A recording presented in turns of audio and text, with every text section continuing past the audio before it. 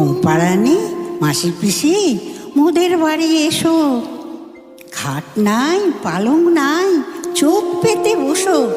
বাটা ভরা পান দেব, কাল ভরে খেও। যাবার সময় খোকার চোখে ঘুম দিয়ে যেও।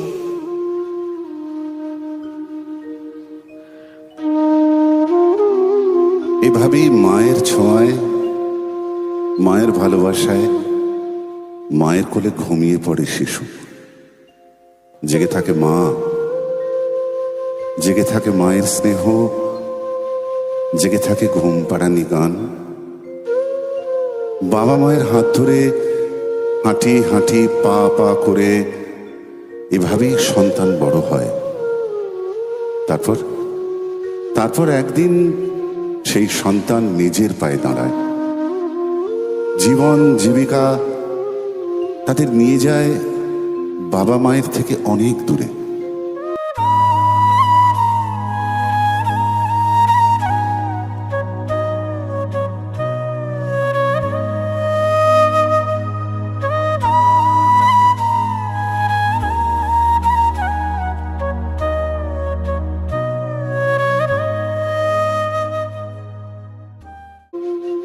বৃদ্ধ বাবা মাকে ঘিরে থাকে শূন্যতা আর একাকিত্ব। বাবা মায়ের ঠিকানা হয় বৃদ্ধাশ্রম।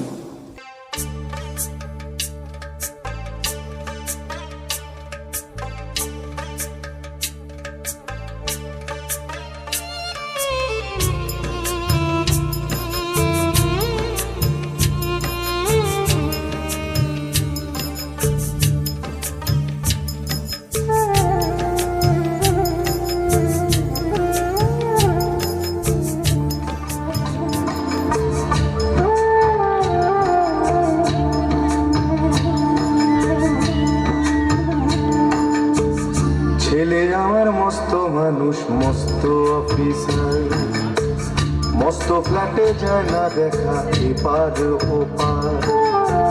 ছেলে আমার মস্ত মানুষ, মস্ত অফিসার, মস্ত ফ্ল্যাটে যায় না দেখা এপার ওপার। নানান রকম জিনিস আর আসবাব দামি দামি, সবচেয়ে কম দামি ছিলাম একমাত্র আমি। ছেলের আমার প্রতি অগাধ সম্ভ্রম, আমার ঠিকানা তাই বৃদ্ধাশ্রম।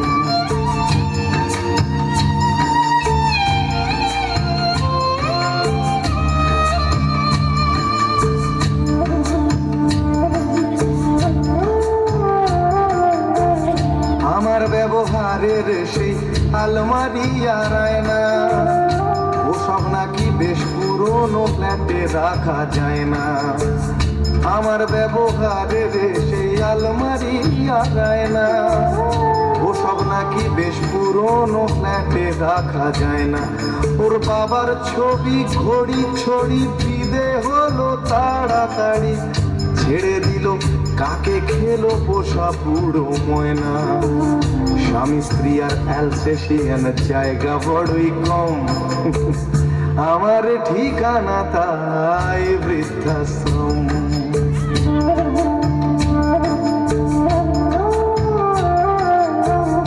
নিজে হাতে ভাত খেতে পারতো না গো খোকা, বলতাম আমি না থাকলে রে কি করবি বোকা। ঠোঁট ফুলিয়ে কাঁদতো খোকা আমার কথা শুনে, খোকা বোধহয় আর কাঁদে না নে বুঝি আর মনে।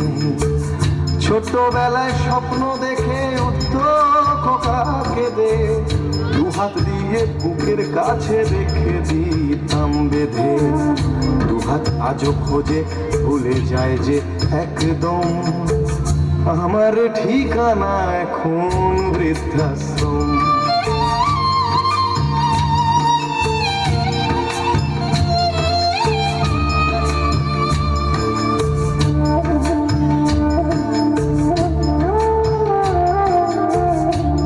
কারো হয়েছে ছেলে 2 বছর হলো, আর তো মাত্র বছর 25 ঠাকুর মুখ তোলো।